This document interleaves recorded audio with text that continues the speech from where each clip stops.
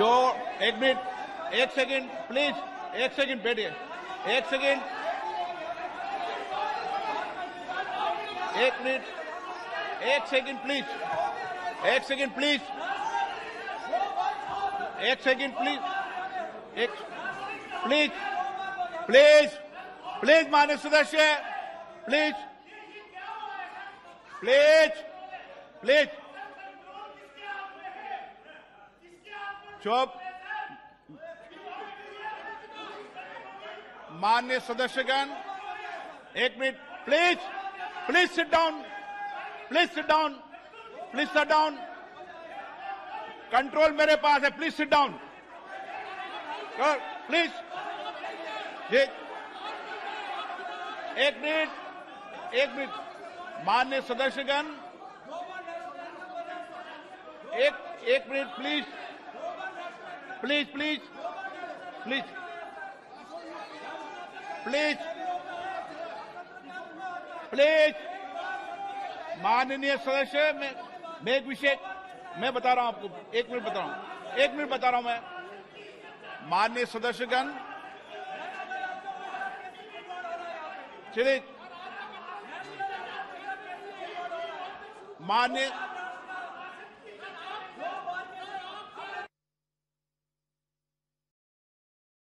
जो एक minute please please please please, हाँ प्लीज प्लीज बैठो, व्यवस्था दे रहा हूं, प्लीज बैठो, व्यवस्था दे रहा हूं मैं, प्लीज प्लीज बैठिए, व्यवस्था दे रहा हूं, प्लीज। माननीय सदस्यगण, जो कुछ भी टेक्निकल चूक हुई है मैं उसकी जांच कराऊंगा। इसमें point okay, please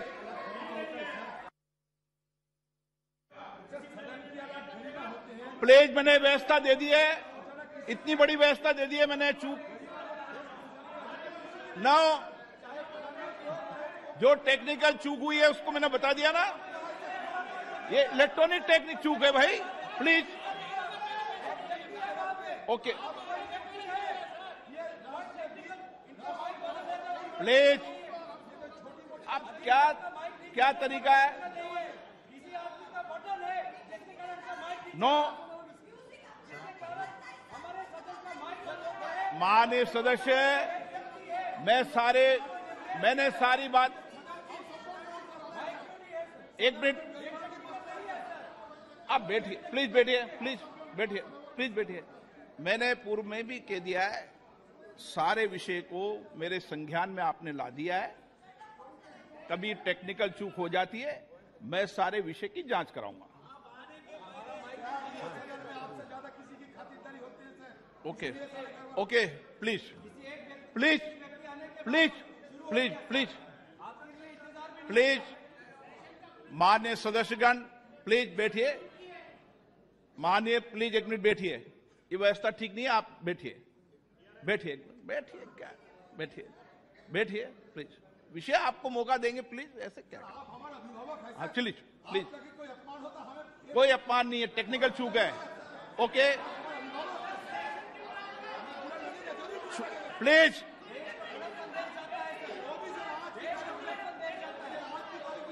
please please, आप सदन के नेता ऐसे मत करिए, मैंने इतनी व्यवस्था दे दी, प्लीज प्लीज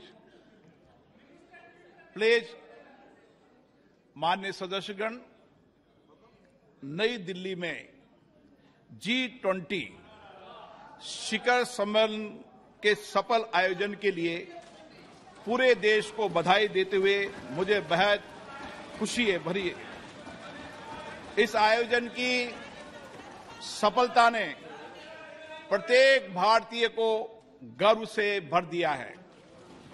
इसने वैश्विक स्तर पर देश की नेतृत्व की क्षमता को एक नया आयाम दिया है। मैं इस आयोजन को आम जनों का आयोजन बना देने की माननीय प्रधानमंत्री जी के विजन की सराहना करता हूं। भारत के सभी राज्यों और केंद्र शासित प्रदेशों के 60 शहरों में 200 से अधिक बैठकें हुई है, जो अभूतपूर्व है। दुनिया भर से आए 42 प्रतिनिधि मंडलों के साथ G20 नई दिल्ली लीडर समिट अपने आकार, भव्यता और प्रभाव में अभूतपूर्व था। इससे विश्व को भारत की विविधता, लोकतांत्रिक शक्ति और प्रतिभा को देखने का अवसर मिला है। भारत की G20 की अध्यक्षता समावेशी, आकांक्षी, कार्य उन्मुख, निर्णायक और जन केंद्रित रही है। G20 नेताओं के शिखर सम्मेलन में लिए गए निर्णय परिवर्तनकारी हैं और ये आने वाले दशकों में वैश्विक व्यवस्था को नया रूप देने में सहायक होंगे। माननीय प्रधानमंत्री जी के विजन और मार्गदर्शन में G20 नई दिल्ली लीडर्स समिट घोषणा पत्र को सर्वसम्मति से अपनाया गया और संवेदनशील मुद्दों पर भी सबकी सहमति बनी। विश्व स्तर पर यह स्वीकार किया गया है कि भारत के नेतृत्व एवं सक्रिय प्रयासों के कारण वैश्विक उत्तर दक्षिण के बीच दूरी के पाटने और पूर्व पश्चिम ध्रुवीकरण को नियंत्रित करने में सफलता मिली है। ये विश्व में भारत के ऊंचे कद और बढ़ती प्रतिष्ठा तथा इस सरकार द्वारा पिछले 9 वर्षों में किए गए कार्यों को दर्शाता है। माननीय प्रधानमंत्री जी के नेतृत्व में भारत को जो वैश्विक सद्भावना प्राप्त हुए, ये उसी का प्रमाण है। ये इस बात की भी स्वीकृति है कि कई प्रकार के विभाजनों से ग्रस्त विश्व में भारत शांति और संयम की आवाज है। भारत की अध्यक्षता में ग्लोबल साउथ की आवाज को G20 की चर्चा के केंद्र में लाने में महत्वपूर्ण भूमिका निभाई है। अपनी अध्यक्षता की शुरुआत में भारत ने जनवरी 2023 में Voice of the Global South शिखर सम्मेलन की मेजबानी की, जिसमें 125 देशों के नेतृत्व ने भाग लिया। ग्लोबल साउथ के देशों की प्राथमिकताओं और अपेक्षाओं को G20 एजेंडे में शामिल किया गया। शिखर सम्मेलन की घोषणा में निर्धनता उन्मूलन, जलवायु वित्त, ऋण संबंधी समस्याओं से निपटने, खाद्य सुरक्षा, स्वास्थ्य सुरक्षा, डिजिटल बुनियादी ढांचे के विकास सहित विकासशील देशों के हितों से संबंधित विषयों को प्रमुखता दी गई। माननीय प्रधानमंत्री जी की पहल के कारण अफ्रीकी संघ को G20 के स्थायी सदस्य के रूप में स्वीकार करने का ऐतिहासिक निर्णय लिया गया। विश्व के शीर्ष नेतृत्व को राजघाट पर राष्ट्रपिता महात्मा गांधी को सम्मान देते देखना एक अद्भुत दृश्य था। उन सभी ने महात्मा गांधी द्वारा प्रतिपादित शांति और अहिंसा के सार्वभौमिक विचार और वर्तमान समय में इसकी प्रासंगिकता को स्वीकार किया गया। माननीय प्रधानमंत्री जी ने स्वयं अंतर्राष्ट्रीय संस्थानों में सुधार करने, उसमें समय के अनुसार बदलाव लाने का पुरजोर समर्थन किया। इस विभाजित विश्व में स्थिरता, वृद्धि और विकास सुनिश्चित करने के लिए वास्तविक बहुपक्षवाद के लिए यह महत्वपूर्ण है। माननीय सदस्यगण, G20 का दृष्टिकोण अर्थ केंद्रित न होकर अब व्यापक रूप से मानव केंद्रित हो गया है। सतत विकास लक्ष्यों को साकार करने, अंतर्राष्ट्रीय वित्तीय संस्थानों में सुधार करने, डिजिटल सार्वजनिक बुनियादी ढांचे की स्थापना करने, हरित विकास समझौतों को प्रोत्साहित करने, महिलाओं के नेतृत्व के विकास को प्रोत्साहित करने, डिजिटल स्वास्थ्य पर वैश्विक पहल करने, पारंपरिक चिकित्सा की भूमिका को मान्यता दिए जाने जैसे विषयों को प्राथमिकता दी गई, वह सराहनीय है। G20 शिखर सम्मेलन के प्रमुख परिणामों में अंतर्राष्ट्रीय अर्थव्यवस्थाओं को अधिक सक्रिय करना, विकास के लिए अधिक संसाधनों की उपलब्धता, पर्यटन का विस्तार, विश्व स्तर पर कार्य के अवसर, मोटे अनाज के उत्पादन और उपभोग के माध्यम से सुदृढ़ खाद्य सुरक्षा, कौशल की कमी और गतिशीलता की समस्या का समाधान करना, ग्लोबल वैल्यू चेन की मैपिंग, एमएसएमई की सहायता करना और जैव ईंधन के लिए प्रतिबद्धता शामिल है। इनका लाभ पूरे देश को प्राप्त होगा। शिखर सम्मेलन के दौरान भारत मध्य पूर्व यूरोप आर्थिक कॉरिडोर और वैश्विक जैव ईंधन गठबंधन का शुभारंभ अत्यंत महत्वपूर्ण है। इन पहलों से एक कनेक्टेड भविष्य की नींव रखी गई है, जिसमें आगे भी भारत की महत्वपूर्ण भूमिका बनी रहेगी। पर्यावरण समर्थन के लिए लाइफ संबंधी उच्च स्तरीय सिद्धांतों को अंगीकृत किए जाने और जलवायु संबंधी लक्ष्यों को पूरा करने के लिए जलवायु वित्त और निवेश में बड़े पैमाने पर वृद्धि की आवश्यकता को विकसित देशों द्वारा स्वीकार किए जाने से इस क्षेत्र में भारत का नेतृत्व स्पष्ट रूप से प्रदर्शित हुआ है। भारत की अध्यक्षता में महिलाओं और आपदा जोखिम को कम किए जाने के बारे में G20 कार्य समूह के गठन के साथ साथ स्टार्टअप पर एक नए G20 की स्थापना के रूप में नई उपलब्धि दर्ज की गई है। खाद्य सुरक्षा के संबंध में डेक्कन उच्च स्तरीय पहल, भूमि संबंधी पहल पर गांधीनगर रोड मैप, पर्यटन के विषय पर गोवा रोड मैप, नीली और महासागरीय अर्थव्यवस्था पर चेन्नई उच्च स्तरीय पहल और काशी सांस्कृतिक पथ से आने वाले समय में विभिन्न क्षेत्रों में विश्व का मार्गदर्शन होगा और हमारे देश गौरवान्वित होंगे। अगले माह हमारी संसद को हमारे G20 अध्यक्षता के क्रम में पार्लियामेंट P20 फोरम की मेजबानी करने का सम्मान मिलेगा। मैं इस प्रतिष्ठित सभा के प्रत्येक मान्य सदस्यों से अनुरोध करता हूं कि वे लोकतंत्र की जननी भारत की भूमि पर पूरे विश्व का स्वागत करने और वसुदेव कुटुंबकम, एक पृथ्वी एक परिवार एक भविष्य के मिशन को आगे बढ़ाने में शामिल हो। मुझे विश्वास है ये सभा इस ऐतिहासिक उपलब्धि पर माननीय प्रधानमंत्री जी के नेतृत्व की सराहना करने, भारत के लोगों को उत्साह बढ़ाने और सभी संगठनों और व्यक्तियों के योगदान को सराहना करने में मेरा साथ देगी। श्री सुनील कुमार सिंह,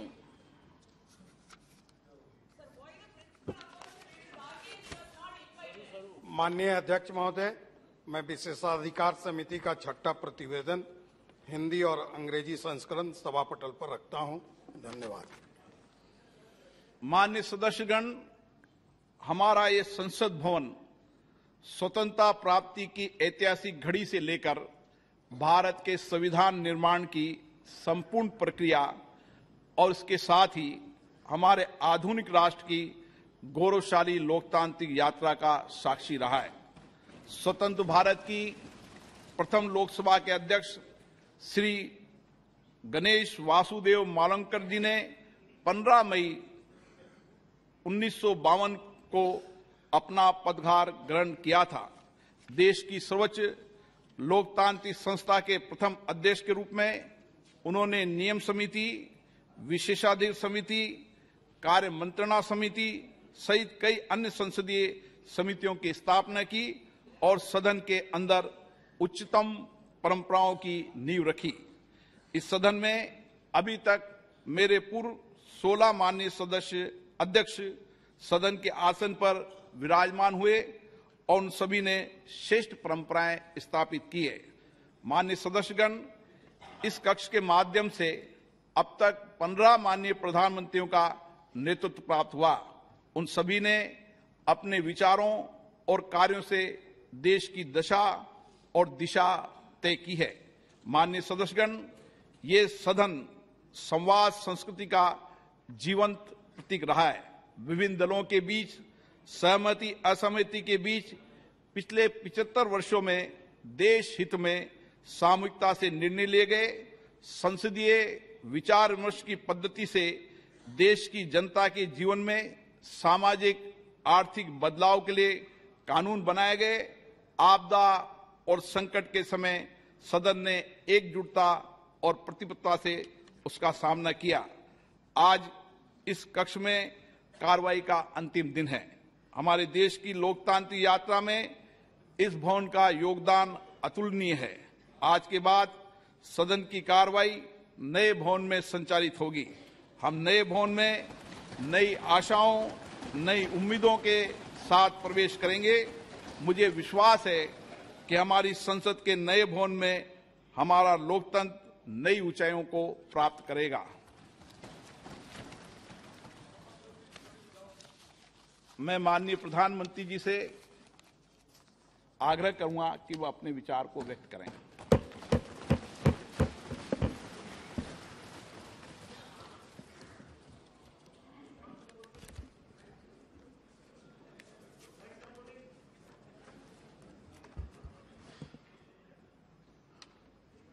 माननीय अध्यक्ष जी, देश की 75 वर्षों की संसदीय यात्रा, उसका एक बार पुनः स्मरण करने के लिए और नए सदन में जाने से पहले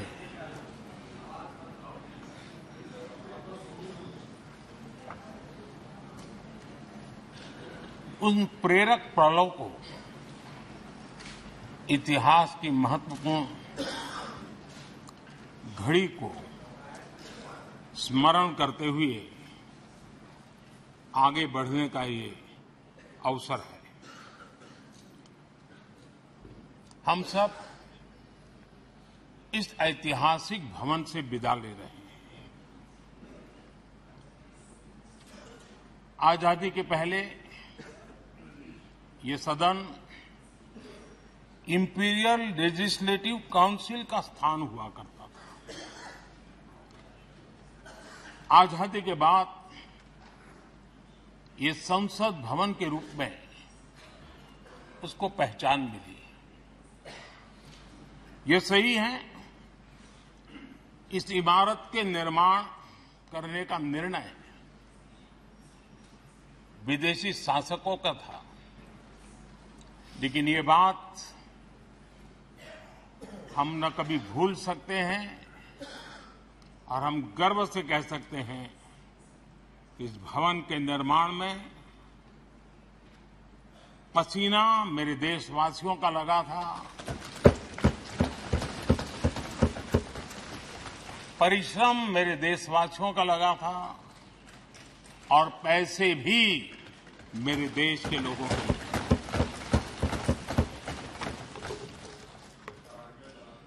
इस 75 वर्ष की हमारी यात्रा ने अनेक लोकतांत्रिक परंपराओं और प्रक्रियाओं का उत्तम से उत्तम सृजन किया है और इस सदन में रहे हुए सबने उसमें सक्रियता से योगदान भी दिया है और साक्षी भाव से उसको देखा भी है। हम भले नए भवन में जाएंगे, लेकिन पुराना भवन भी, ये भवन भी आने वाली पीढ़ियों को हमेशा हमेशा प्रेरणा देता रहेगा।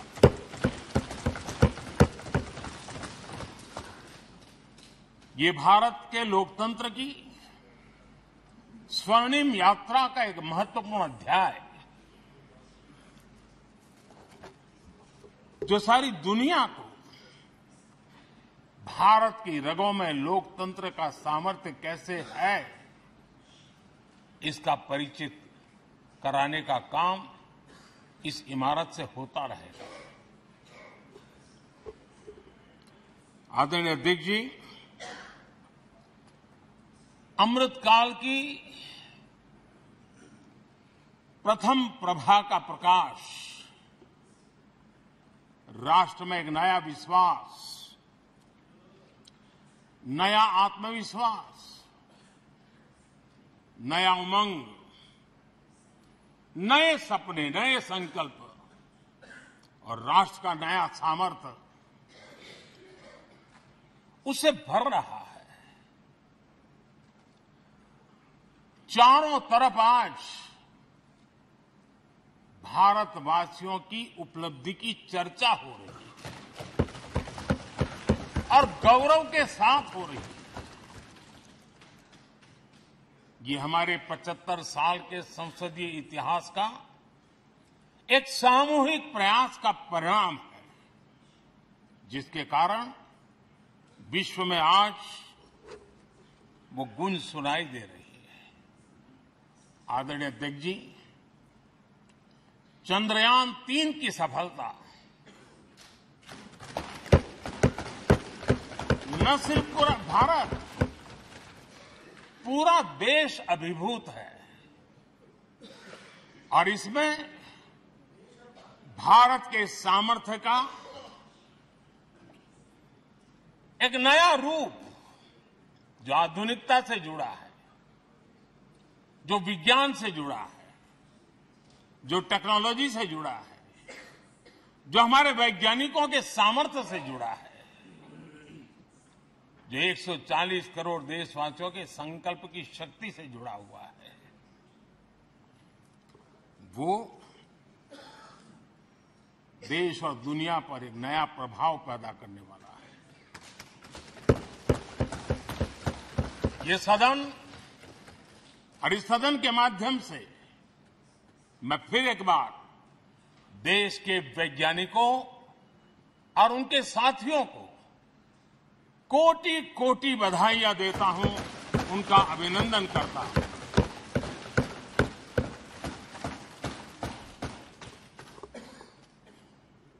आदरणीय अध्यक्ष जी, ये सदन ने भूतकाल में जब नेम की समिट हुई थी, सर्वसम्मति से प्रस्ताव पारित करके देश के इस प्रयास को सराहा था। आज G20 की सफलता को भी आपने सर्वसम्मति से सराहा है। मैं मानता हूं देशवासियों का आपने गौरव बढ़ाया है। मैं आपका आभार व्यक्त करता हूं। G20 की सफलता 140 करोड़ देशवासियों की है। ये भारत की सफलता है, किसी व्यक्ति की सफलता नहीं है, किसी दल की सफलता नहीं है। भारत के फेडरल स्ट्रक्चर ने, भारत की विविधता ने 60 स्थानों पर 200 से अधिक समिट और उसकी मेजबानी हिंदुस्तान के अलग अलग रंग रूप में देश की अलग अलग सरकारों ने बड़े आन बान शान से की और ये प्रभाव पूरे विश्व भर के मन पर पड़ा हुआ है। ये हम सबके सेलिब्रेट करने वाला विषय है, देश के गौरवगान को बढ़ाने वाला है। और जैसा आपने उल्लेख किया, भारत इस बात के लिए गर्व करेगा, जब भारत अध्यक्ष रहा उस समय अफ्रीकन यूनियन इसका सदस्य बना। मैं उस इमोशनल पल को भूल नहीं सकता जब अफ्रीकन यूनियन की घोषणा हुई और अफ्रीकन यूनियन के प्रेसिडेंट, उन्होंने एक इंटरव्यू में कहा कि मेरे जीवन में ऐसी पल थी, शायद मैं बोलते बोलते रो पड़ूंगा।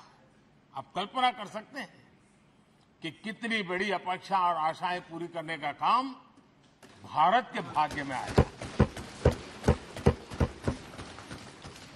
आदरणीय अध्यक्ष जी, भारत के प्रति शक करने का एक स्वभाव कई लोगों का बना हुआ है और जब आजादी मिली तब से चल रहा है। इस बार भी यही था, कोई डिक्लेरेशन नहीं होगा, असंभव है। लेकिन ये भारत की ताकत है कि वह भी हुआ और विश्व सर्वसम्मति से एक साझा घोषणा पत्र लेकर के आगे का रोड मैप लेकर के यहां से प्रारंभ हुआ है। और अध्यक्ष जी, आपके नेतृत्व में, क्योंकि भारत की अध्यक्षता नवंबर के आखिरी दिन तक है, इसलिए अभी हमारे पास जो समय है उसका उपयोग हम करने वाले हैं। और आपकी अध्यक्षता में दुनिया भर के ये जो G20 के सदस्य हैं, P20 पार्लियामेंट के स्पीकर्स की एक समिट जैसे आपने घोषणा की, सरकार का आपके इस प्रयासों को पूरा समर्थन रहेगा, पूरा सहयोग रहेगा। आदरणीय अध्यक्ष जी, हम सबके लिए गर्व की बात है कि आज भारत विश्व मित्र के रूप में अपनी जगह बना पाया है। पूरा विश्व भारत में अपना मित्र खोज रहा है। पूरा विश्व भारत की मित्रता को अनुभव कर रहा है। और उसका मूल कारण है हमारे जो संस्कार है, वेद से विवेकानंद तक जो हमने पाया है।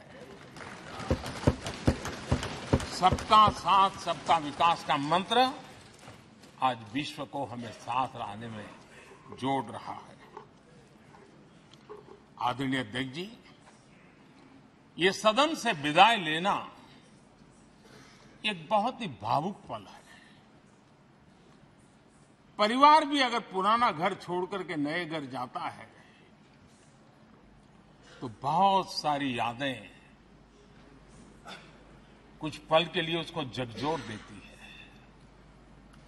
और हम जब ये सदन को छोड़ के जा रहे हैं तो हमारा मन मस्तिष्क भी उन भावनाओं से भरा हुआ है, अनेक यादों से भरा हुआ है।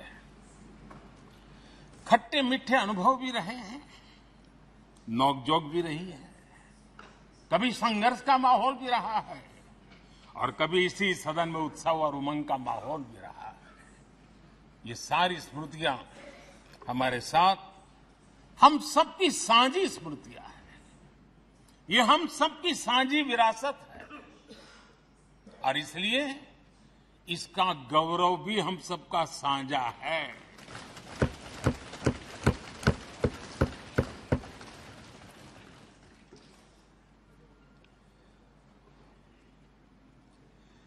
आजाद भारत के नवनिर्माण से जुड़ी हुई अनेक घटनाएं इन 75 वर्ष में यही सदन में आकार लेती हुई हमने देखी है।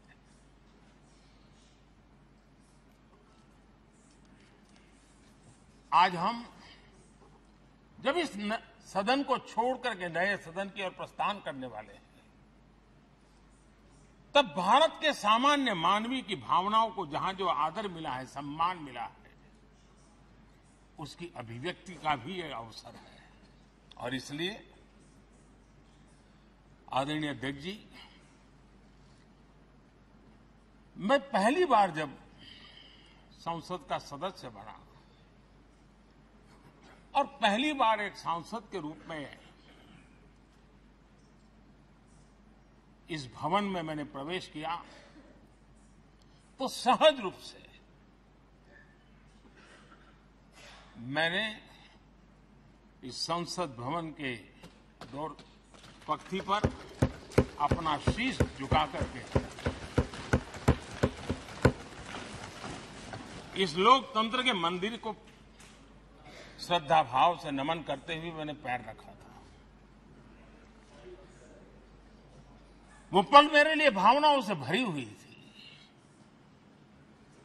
मैं कल्पना नहीं कर सकता था, लेकिन भारत के लोकतंत्र की ताकत है, भारत के सामान्य मानवीय की लोकतंत्र के प्रति श्रद्धा का प्रतिबिंब है कि रेलवे प्लेटफॉर्म पर गुजारा करने वाला एक गरीब परिवार का बच्चा पार्लियामेंट पहुंच गया।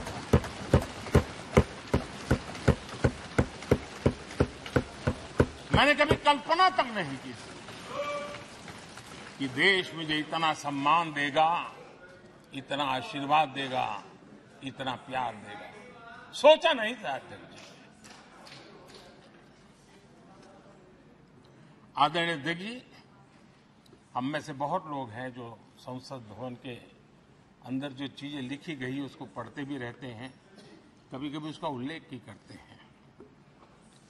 हमारे यहाँ संसद भवन के प्रवेश द्वार पर एक छांदोग्य उपनिषद का एक वाक्य है, लोक द्वारम करके पूरा वाक्य है। उसका मतलब ये होता है कि जनता के लिए दरवाजे खोलिए और देखिए कि कैसे वो अपने अधिकारों को प्राप्त करती है। हमारे ऋषि मुनियों ने ये लिखा हुआ है, हमारे प्रवेश द्वार पर लिखा हुआ है। हम सब और हमारे पहले जो यहां रहे हैं वो भी इस सत्यता के साक्षी है। आदरणीय अध्यक्ष जी, समय रहते जैसे जैसे वक्त बदलता गया, यह हमारे सदन की संरचना भी निरंतर बदलती रही है और अधिक समावेशी बनती गई है। समाज के हर वर्ग का प्रतिनिधि विविधताओं से भरा हुआ इस सदन में नजर आता है। अनेक भाषाएं हैं, अनेक बोलियां, अनेक पहरवेश है, अनेक खानपान है। सदन के अंदर सब कुछ है और समाज के सभी तबके के लोग, चाहे वो सामाजिक रचना के हो, चाहे आर्थिक रचना के हो, चाहे गांव या शहर के हो, एक प्रकार से पूर्ण रूप से समावेशी वातावरण सदन में पूरी ताकत के साथ जन सामान्य की इच्छा आकांक्षाओं को प्रकट करता रहा है। दलित हो, पीड़ित हो, आदिवासी हो, पिछड़े हो, महिलाएं हो, हर एक का धीरे धीरे धीरे योगदान बढ़ता चला गया है। आदरणीय अध्यक्ष जी, प्रारंभ में महिलाओं की सदस्य संख्या कम थी, लेकिन धीरे धीरे माताओं बहनों ने भी इस सदन की गरिमा को बढ़ाया है। इस सदन के गरिमा में बहुत बड़ा बदलाव लाने में उनका योगदान रहा है। आदरणीय अध्यक्ष जी, प्रारंभ से अब तक एक मोटा हिसाब लगाता था, करीब 7,500 से अधिक जनप्रतिनिधि दोनों सदनों में मिलाकर के योगदान दे चुके हैं। इतने सालों में 7,500 से करीब ज्यादा। इस कालखंड में करीब 600 महिला सांसदों ने भी इस सदन की गरिमा को बढ़ाया है, दोनों सदन की। और आदरणीय अध्यक्ष जी, आप जानते हैं कि इस सदन में आदरणीय इंद्रजीत गुप्ता जी 43 ईयर, अगर मेरी गलती नहीं हो तो 43 ईयर इस सदन में लंबा समय बैठ करके इस सदन के साक्षी बनने का उनको सौभाग्य मिला। और यही सदन है आदरणीय अध्यक्ष जी जहां शकीकुर रहमान जी 93 की एज में भी सदन में अपना योगदान देते रहे, जबकि उनकी उम्र 93। और आदरणीय अध्यक्ष जी, ये भारत के लोकतंत्र की ताकत है कि 25 साल की उम्र की चंद्रमणि मुर्मू इस सदन की सदस्य बनी थी। सिर्फ 25 साल की उम्र की, सबसे छोटी उम्र की सदस्य बनी थी। आदरणीय अध्यक्ष महोदय, वाद विवाद, कटाक्ष, ये सब कुछ हम सबने अनुभव किया है, हम सबने इनिशिएट भी किया है, कोई बाकी नहीं है। लेकिन उसके बावजूद भी शायद जो परिवार भाव हम लोगों के बीच में रहा है, हमारे पहले की पीढ़ियों में भी रहा है, जो लोग प्रचार माध्यमों से हमारा यहां का रूप देखते हैं और बाहर निकलते ही हमारा जो अपनापन होता है, परिवार भाव होता है, वो एक अलग ही ऊंचाई पर ले जाता है। और ये भी इस सदन की ताकत है, एक परिवार भाव।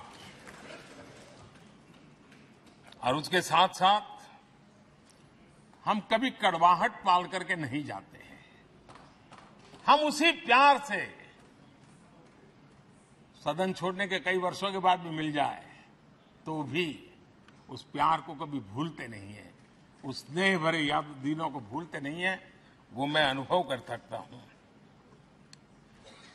आदरणीय अध्यक्ष जी, हमारे पहले भी और वर्तमान भी हमने कई बार देखा है कि अनेक संकटों के बावजूद भी, अनेक असुविधाओं के बावजूद भी सांसद सदन में आए हैं और उन्होंने शारीरिक पीड़ा भी असह्य हो तो भी सदन में एक सांसद के रूप में, जनप्रतिनिधि के रूप में अपना कर्तव्य निभाया है।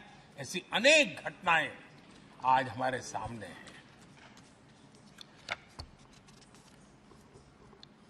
गंभीर गंभीर बीमारियों के बावजूद भी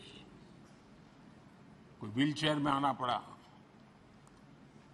किसी को डॉक्टरों को बाहर खड़े रख करके अंदर आना पड़ता था, लेकिन सभी सांसदों ने कभी न कभी इस प्रकार से अपनी भूमिका निभाई। कोरोना काल हमारे सामने उदाहरण है। हर परिवार में रहता था कहीं बाहर जाए तो मौत को बुलावा न दे दे, उसके बावजूद भी हमारे माननीय सांसद दोनों सदन में कोरोना काल के इस संकट की घड़ी में भी सदन में आए, अपना कर्तव्य निभाया। हमने राष्ट्र का काम रुकने नहीं दिया। आवश्यकता पड़ी, डिस्टेंस रखना भी था और बार बार टेस्टिंग भी करना पड़ता था। सदन में आते थे लेकिन मास्क पहनना पड़ता था। बैठने की रचना भी अलग अलग की, समय भी बदले गए। हर चीज के साथ राष्ट्र का काम रुकना नहीं चाहिए, इस भाव से सभी सदस्यों ने इस सदन को अपने कर्तव्य का महत्वपूर्ण अंग माना, संसद को चलाए रखा। और मैंने देखा है कि इस सदन से इतना लगाव लोगों का रहता है कि पहले कभी हम देखते थे कोई 30 साल पहले सांसद रहा होगा, कोई 35 साल पहले रहा होगा, लेकिन वो सेंट्रल हॉल तो जरूर आएगा। जैसे मंदिर जाने की आदत होती है वैसे उनको सदन में आने की आदत है। इस जगह का लगाव बन जाता है, एक आत्मीय भाव से जुड़ाव हो जाता है। और ऐसे बहुत से पुराने लोग हैं जो आते जाते हुए मन करता है जरा चलो एक चक्कर काटते। आज उनका जनप्रतिनिधि के नाते दायित्व तो नहीं है, लेकिन भूमि के प्रति उनका लगाव हो जाता है। ये सामर्थ्य होता है इस सदन का। आदरणीय अध्यक्ष महोदय, आजादी के बाद बहुत बड़े बड़े विद्वान लोगों ने बहुत आशंकाएं व्यक्त की थी, पता नहीं देश का क्या होगा, चल पाएगा कि नहीं चल पाएगा, एक रहेगा कि बिखर जाएगा, लोकतंत्र बना रहेगा नहीं, 50। लेकिन इस देश की संसद की ताकत है कि पूरे विश्व को गलत सिद्ध कर दिया और ये राष्ट्र पूरे सामर्थ्य के साथ आगे बढ़ता रहा। और इस विश्वास से कि हम भले आशंकाएं होंगी, घने काले बादल होंगे, लेकिन सफलता प्राप्त करते रहेंगे। और ये हम सब लोगों ने, हमारी पुरानी पीढ़ियों ने मिलकर के इस काम को करके दिखाया है। इसका गौरवगान करने का ये अवसर है। आदरणीय अध्यक्ष जी, इसी भवन में 2 साल 11 महीने तक संविधान सभा की बैठकें हुई और उसने देश के लिए एक मार्गदर्शक जो आज भी हमें चलाता है, हमारे संविधान दिया और 26 नवंबर 1949 को जो संविधान हमें मिला वो 26 जनवरी 1950 को लागू हुआ। इन 75 वर्षों में सबसे बड़ा जो अचीवमेंट है वो ये है कि देश के सामान्य मानवी का इस संसद पर विश्वास बढ़ता ही गया है और लोकतंत्र की सबसे बड़ी ताकत यही है कि इस महान संस्था के प्रति, इस महान इंस्टीट्यूशन के प्रति, इस व्यवस्था के प्रति उनका विश्वास अटूट रहे, विश्वास उनका बना रहे। इन 75 वर्षों में हमारी संसद ने जन भावनाओं की अभिव्यक्ति का भवन भी बना दिया। यहां जन भावनाओं की पुरजोश अभिव्यक्ति और हम देखते हैं राजेंद्र बाबू से लेकर डॉक्टर कलाम, रामनाथ कोविंद और अभी द्रौपदी मुर्मू जी, इन सब के संबोधन का लाभ हमारे सदनों को मिला है, उनका मार्गदर्शन मिला है। आदरणीय अध्यक्ष जी, पंडित नेहरू जी, शास्त्री जी, वहां से लेकर के अटल जी, मनमोहन सिंह जी तक एक बहुत बड़ी श्रृंखला जिसने इस सदन का नेतृत्व किया है और सदन के माध्यम से देश को दिशा दी है, देश को नए रंग रूप में ढालने के लिए उन्होंने परिश्रम किया है, पुरुषार्थ किया है। आज उन सबका गौरवगान करने का भी अवसर है। आदरणीय अध्यक्ष जी, सरदार वल्लभ भाई पटेल, लोहिया जी, चंद्रशेखर जी, आडवाणी जी, न जाने अनगिनत नाम जिन्होंने हमारे इस सदन को समृद्ध करने में, चर्चाओं को समृद्ध करने के लिए, देश के सामान्य से सामान्य व्यक्ति की आवाज को ताकत देने का काम इस सदन में किया है। विश्व के भी अनेक राष्ट्राध्यक्षों ने हमारे इन सदनों को संबोधित करने का भी अवसर आए हैं और उनकी बातों में भी भारत के लोकतंत्र के प्रति आदर का भाव व्यक्त हुआ है। आदरणीय अध्यक्ष जी, उमंग उत्साह के पल के बीच भी कभी सदन की आंख से आंसू भी बहे। ये सदन दर्द से भर गया जब देश को 3 अपने प्रधानमंत्री उनको अपने कार्यकाल में ही खोने की नौबत आई, नेहरू जी, शास्त्री जी और इंदिरा जी। तब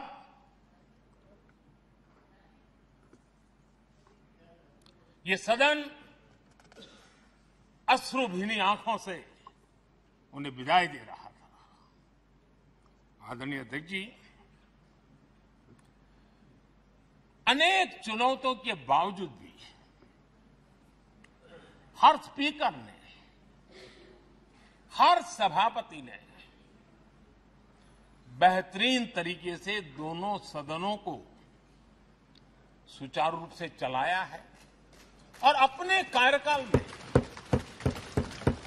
उन्होंने जो निर्णय किए वो निर्णय मावलंकर जी से काल से शुरू हुए हो या सुमित्रा जी के कालखंड के हो या बिरला जी के, आज भी उन निर्णयों को रेफरेंस पॉइंट माना जाता है। ये काम हमारे करीब 17 स्पीकर और उसमें 2 हमारी महिला स्पीकर ने भी, और मावलंकर जी से लेकर के सुमित्रा ताई तक और बिरला जी का मार्गदर्शन आज भी हमें मिल रहा है। हर एक ने अपनी अपनी शैली रही है, लेकिन उन्होंने सबको साथ लेकर के नियमों कानूनों के बंधन में इस सदन को हमेशा ऊर्जावान बनाए रखा है। मैं आज उन सभी स्पीकर महोदय को भी आज वंदन करता हूं, अभिनंदन करता हूं। आदरणीय अध्यक्ष जी, ये सही है कि हम जनप्रतिनिधि अपनी अपनी भूमिका निभाते हैं, लेकिन सातत्यपूर्ण तरीके से हमारे बीच जो ये टोली बैठती है उनकी भी कई पीढ़ियां बदल गई है। कभी कागज लेके दौड़ के आते हैं, उनका भी योगदान कम नहीं है।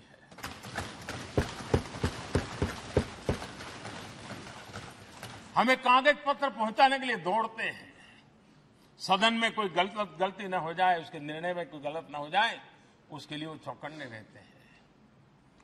जो काम इनके द्वारा हुआ है उसने भी सदन के क्वालिटी ऑफ गवर्नेंस में तेजी लाने में बहुत बड़ी मदद की है। मैं उन सभी साथियों का और इनके पूर्व में जो रहे हैं उनका भी हृदय से अभिनंदन करता हूं। इतना ही नहीं, सदन मतलब ये खंड ही नहीं है, इस पूरे परिसर में अनेक लोगों ने, किसी ने हमें चाय पिलाई होगी, किसी ने पानी पिलाया होगा, किसी ने रात रात चली हुई सदन को किसी को भूखा पेट रहने नहीं दिया होगा। कई प्रकार की सेवाएं की होगी। किसी ने माली ने इसके बाहर के एनवायरमेंट को संभाला होगा, किसी ने इसकी सफाई की होगी। न जाने कितने ही अनगिनत लोग होंगे जिन्होंने हम सब अच्छे ढंग से काम कर सके, और यहां जो काम हो वो काम देश को आगे बढ़ाने के लिए अधिक से अधिक तेजी से हो, उसके लिए जो माहौल बनाना, व्यवस्था बनाना, उसके लिए जिसने योगदान दिया है, मेरी तरफ से भी और इस सदन की तरफ से भी मैं उनका विशेष रूप से नमन करता हूं।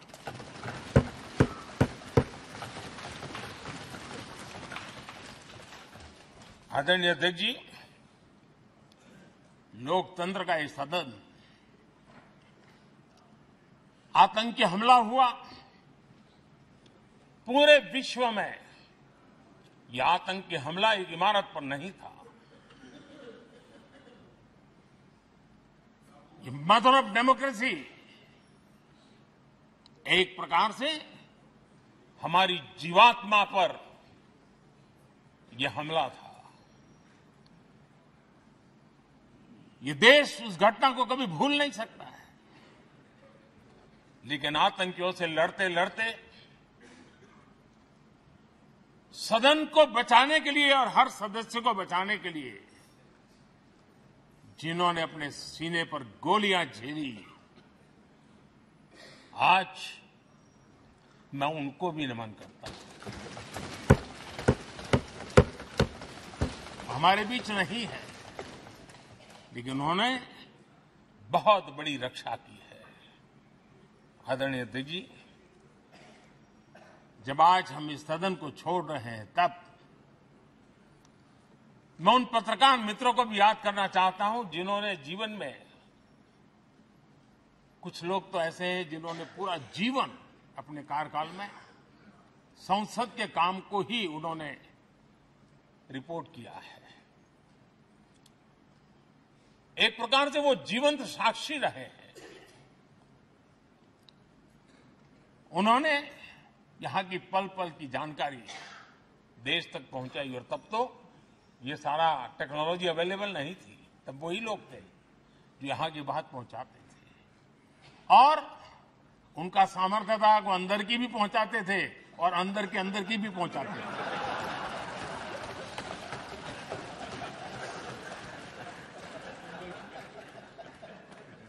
और मैंने देखा कि ऐसे पत्रकारिता जिन्होंने संसद को कवर किया, शायद उनके नाम जाने नहीं जाते होंगे, लेकिन इनके काम को कोई भूल नहीं सकता है। और खबरों को लिए नहीं, भारत की इस विकास यात्रा को संसद भवन से समझने के लिए उन्होंने अपनी शक्ति खपा दी थी।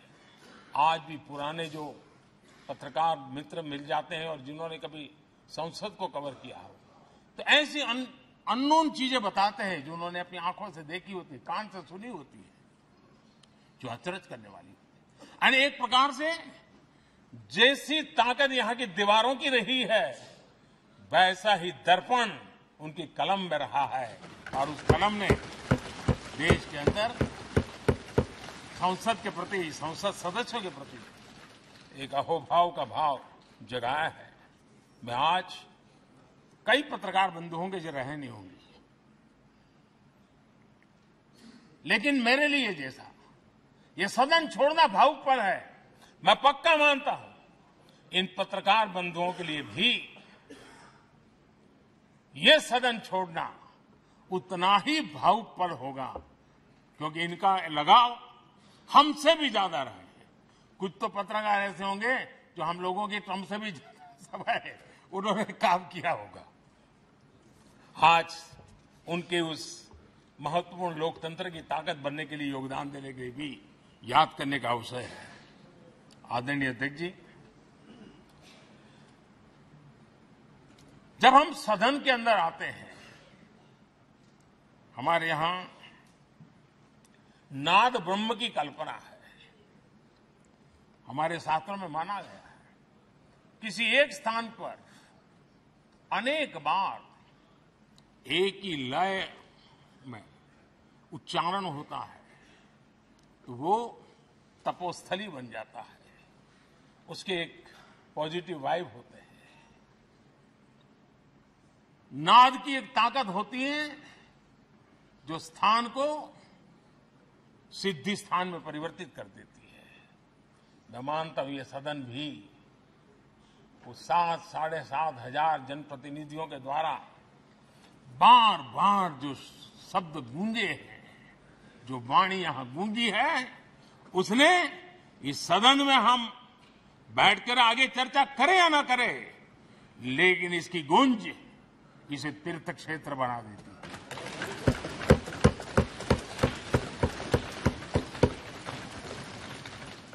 एक जागृत जगह बन जाती है और लोकतंत्र की प्रति श्रद्धा रखने वाला व्यक्ति आज से 50 साल के बाद भी जब यहां देखने के लिए भी आएगा तो उसे उस गूंज की अनुभूति होगी कि कभी भारत की आत्मा की आवाज यहां पर गूंजती थी। और इसलिए अध्यक्ष महोदय, ये वो सदन है जहां कभी भगत सिंह, बटुकेश्वर दत्त, उन्होंने अपनी वीरता सामर्थ्य से अंग्रेज सल्तनत को जगा दिया था बम का धमाका कर। वो बम की गूंज भी जो देश का भला चाहते हैं उनको कभी सोने नहीं देती। आदरणीय अध्यक्ष जी, ये वो सदन है जहां पंडित जी को इसलिए भी याद किएगा, अनेक बातों के लिए याद करेगा, लेकिन हम जरूर याद करेंगे इसी सदन में पंडित नेहरू का at the stroke of midnight की गूंज हम सबको प्रेरित करती रहेगी। और इसी सदन में अटल जी ने कहा था, वो शब्द आज भी गूंज रहे हैं इस सदन में, सरकारें आएगी जाएगी, पार्टियां बनेगी बिगड़ेगी, लेकिन ये देश रहना चाहिए।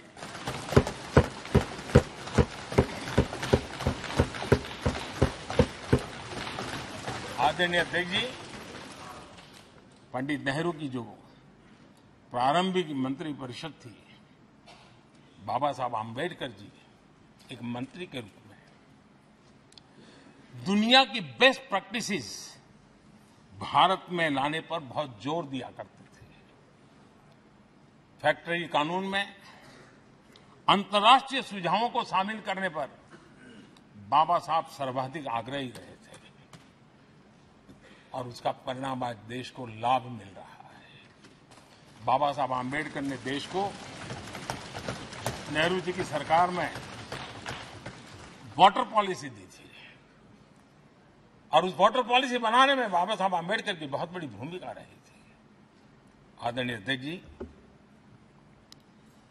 हम ये जानते हैं कि भारत में बाबा साहब आंबेडकर एक बात हमेशा कहते थे कि भारत में सामाजिक न्याय के लिए भारत का औद्योगिकरण होना बहुत जरूरी है, क्योंकि देश के दलित पिछड़ों के पास जमीन ही नहीं है, वो क्या करेगा? औद्योगिकरण होना चाहिए। और बाबा साहब इस बात को मान करके, डॉक्टर श्यामा प्रसाद मुखर्जी जो पंडित नेहरू के मंत्री थे, उन्होंने इस देश में और पहले वाणिज्य मंत्री के रूप में और उद्योग मंत्री के रूप में उन्होंने इंडस्ट्री पॉलिसी इस देश में लाई थी। आज भी कितनी ही इंडस्ट्री पॉलिसी बने, लेकिन उसकी आत्मा वही होती है जो पहली सरकार के थी, और उनका भी बहुत बड़ा अहम योगदान रहा था।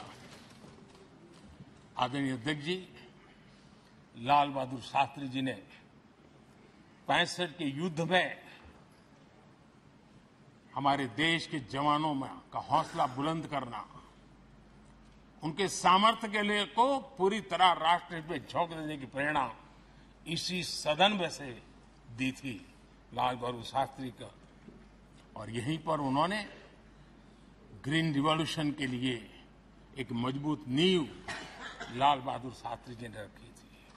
आदरणीय अध्यक्ष जी, बांग्लादेश की मुक्ति का आंदोलन और उसका समर्थन भी इसी सदन ने इंदिरा गांधी के नेतृत्व में किया था।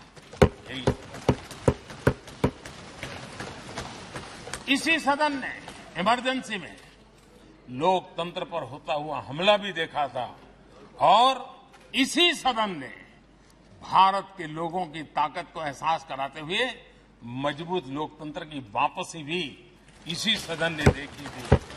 वो राष्ट्रीय संकल्प भी देखा था, ये सामर्थ्य भी देखा था।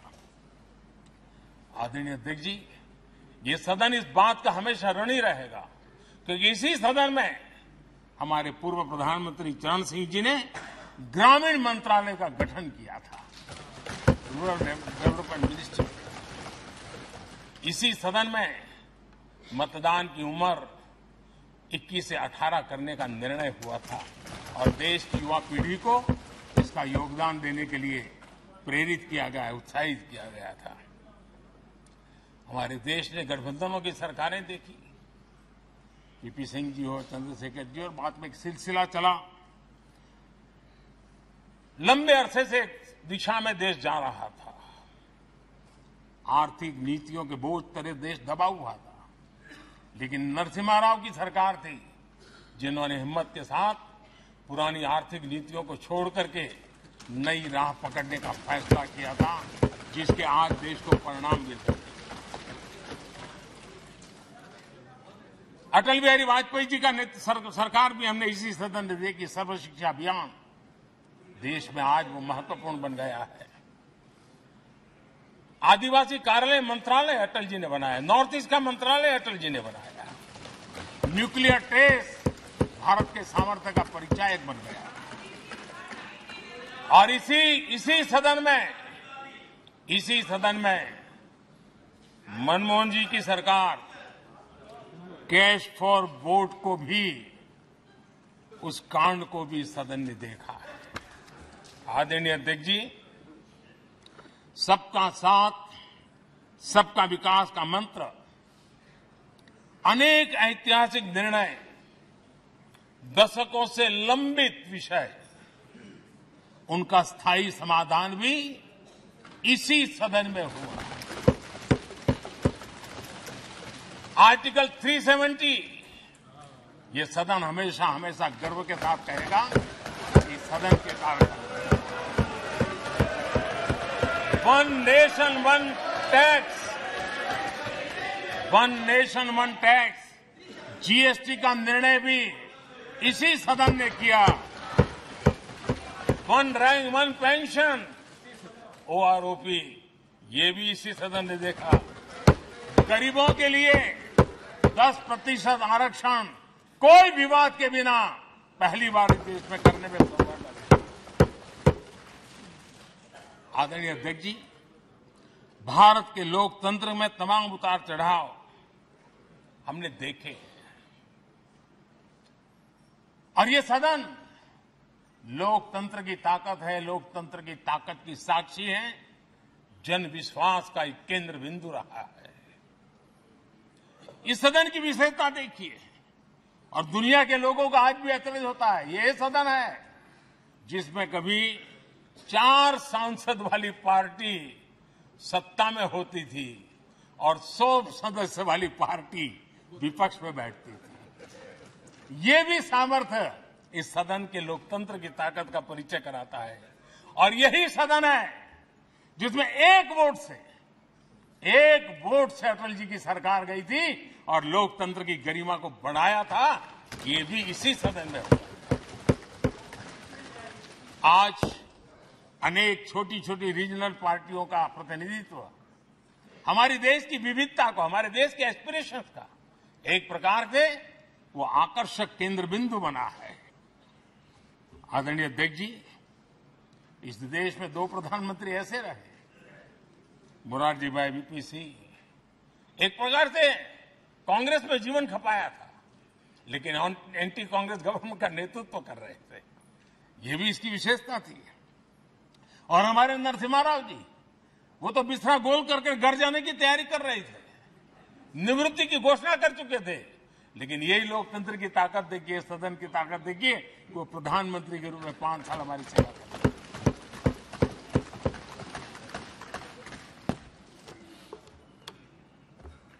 आदरणीय अध्यक्ष जी, सबकी सहमति से कठिन कार्य होते हुए हमने देखे हैं। 2000 की साल थी, अटल जी की सरकार थी। इसी सदन ने 3 राज्यों का गठन सर्वस्वीकृति से किया और बड़े उमंग उत्साह से किया। जब छत्तीसगढ़ की रचना हुई तो उत्सव छत्तीसगढ़ ने भी मनाया, उत्सव मध्य प्रदेश ने भी मनाया। जब उत्तराखंड की रचना हुई तो उत्सव उत्तराखंड ने भी मनाया, उत्सव उत्तर प्रदेश ने भी मनाया। जब झारखंड की रचना हुई तो उत्सव झारखंड ने भी मनाया, उत्सव बिहार ने भी बताया। ये हमारे सदन का सामर्थ्य, सब सहमति का वातावरण बना करके। लेकिन कुछ कड़वी यादें वो भी हैं कि तेलंगाना के हक को दबोचने के लिए भारी प्रयास हुए, खून की नदियां भी बही और बनने के बाद न तेलंगाना उत्सव मना पाया, न आंध्र उत्सव मना पाया। एक कटुता के बीज बो दिए गए। अच्छा होता उसी उमंग और उत्साह के साथ हम तेलंगाना का निर्माण करते तो एक नई ऊंचाई पर आज तेलंगाना पहुंच चुका होता। आदरणीय अध्यक्ष जी, संविधान सभा ने, आदरणीय अध्यक्ष जी, इस सदन की परंपरा रही है। संविधान सभा ने उस समय अपना दैनिक भत्ता 45 रुपये से कम करके 40 कर दिया था। उनको लगा हमें इसको कम करना चाहिए। आदरणीय अध्यक्ष जी, यही सदन है कैंटीन में मिलने वाली सब्सिडी, जो बहुत कम पैसे में खाना मिलता था, इसी सदस्यों ने उस सब्सिडी को भी खत्म कर दिया और पूरा पैसा देकर के अब कैंटीन में खाते हैं। आदरणीय अध्यक्ष जी, कोरोना काल में जब जरूरत पड़ी तो यही सांसद जिन्होंने एमपी लेड फंड को छोड़ दिया और देश को इस संकट की घड़ी में मदद करने के लिए आगे आए। इतना ही नहीं, कोरोना काल में इसी सदन के सांसदों ने अपने तनख्वाह में 30% कटौती की और उन्होंने देश के सामने आए हुए संकट में अपनी बहुत बड़ी जिम्मेवारी निभाई। आदरणीय अध्यक्ष जी, हम गर्व से कह सकते हैं, ये सदन में बैठे हुए लोग भी कह सकते हैं, हमारे पूर्वज जो सदन में बैठे थे वो भी कह सकते हैं कि हम ही लोग हैं जिन्होंने हम पर डिसिप्लिन लाने के लिए हमारे यहां जनप्रतिनिधित्व कानून में समय समय पर कठोरता बरती।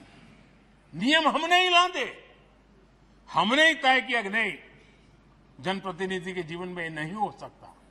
मैं मानता हूं ये जीवंत लोकतंत्र का बहुत बड़ा उदाहरण है और ये सदन ने दिया है, यही माननीय सांसदों ने दिया है और हमारी पुरानी पीढ़ी के सांसदों ने दिया है। और मैं मानता हूं कि कभी कभी उन चीजों को भी याद करना चाहिए।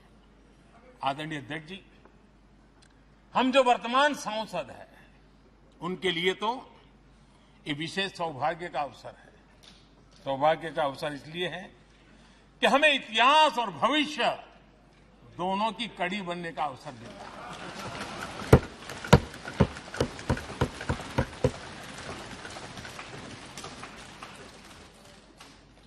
कल और आज से जुड़ने का हमें अवसर मिल रहा है और आने वाली कल निर्माण करने का एक नया विश्वास, नया उमंग, नए उत्साह के साथ हम यहां से विदाई लेने वाले हैं।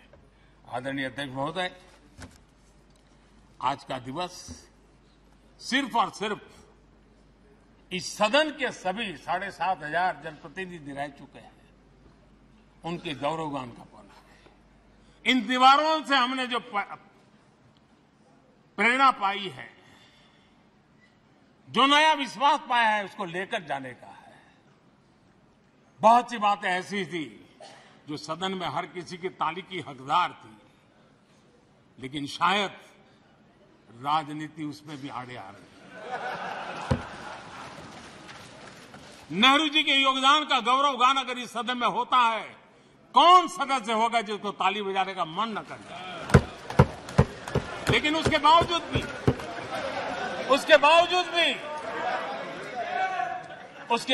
भी देश के लोकतंत्र के लिए बहुत जरूरी है हम सब ने अपने यहां सोच लें।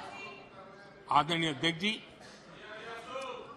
मुझे पूरा विश्वास है कि आपके मार्गदर्शन में और इस अनुभवी माननीय सांसदों के सामर्थ्य से हम नई संसद में जब जाएंगे तो नए विश्वास के साथ जाएंगे। मैं फिर एक बार आज पूरा दिवस आपने इन पुरानी स्मृतियों को ताजा करने के लिए दिया, एक अच्छे वातावरण में सबको याद करने का मौका दिया। इसके लिए मैं आप सबका आपका हृदय से आभार व्यक्त करता हूं और मैं सभी सदस्यों से आग्रह करूंगा कि अपने जीवन की ऐसी मधुर यादों को यहां हम जरूर व्यक्त करें ताकि देश तक पहुंचे कि सचमुच में ये हमारा सदन, ये हमारे जनप्रतिनिधियों की गतिविधि सच्चे अर्थ में देश को समर्पित है, इसका भाव लोगों के तक पहुंचे। इसी एक अपेक्षा के साथ मैं फिर एक बार इस धरती को प्रणाम करता हूं, इस सदन को प्रणाम करता हूं।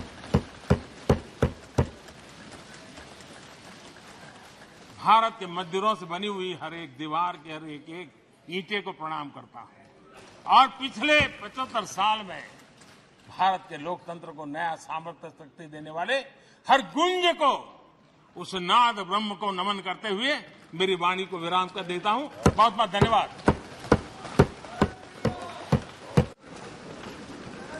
माननीय सदस्यगण, माननीय प्रधानमंत्री जी ने इस सदन की सीख, अनुभव, यहाँ की प्रेरणा, यहाँ की गूंज के बारे में व्यक्त किया है। मैं ये अपेक्षा करूंगा कि आज का दिन इसी तरीके से सकारात्मक वातावरण में हम चर्चा करें, सकारात्मक विषय रखें और जो कुछ भी यहाँ से सीखा है, हमारे पूर्वजों ने जो कुछ भी इस देश को, लोकतंत्र को दिया है, उसके बारे में सकारात्मक विचार रखें। आप सभी को बहुत बहुत धन्यवाद। अधीर रंजन चौधरी जी। प्रधानमंत्री को रहना चाहिए था।